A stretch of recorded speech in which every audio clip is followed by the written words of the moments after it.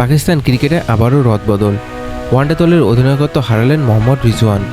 তার জায়গায় নতুন অধিনায়ক হয়েছেন পেসার শাহিন শাহ আফ্রিদি। মঙ্গলবার এক বিবৃতিতে এই সিদ্ধান্ত ঘোষণা দেয় পাকিস্তানি ক্রিকেট বোর্ড। রিজওয়ানকে মাত্র 1 বছর আগেই বাবর আজমের জায়গায় অধিনায়ক করা হয়েছিল, কিন্তু মেয়াদ পূর্তি হওয়ার আগেই বিদায় নিতে হলো তাকে।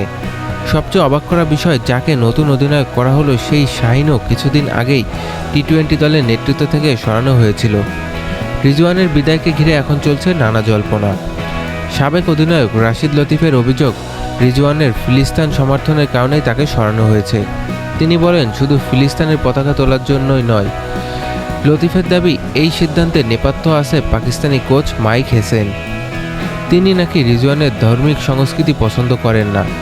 তবে পিসিবি তাদের বিবৃতিতে কোনো কারণ জানায়নি, শুধু জানিয়েছে নির্বাচক কমিটি ও কোচ মাইকের সঙ্গে আলোচনা করার পর এই সিদ্ধান্ত নেওয়া হয়েছে।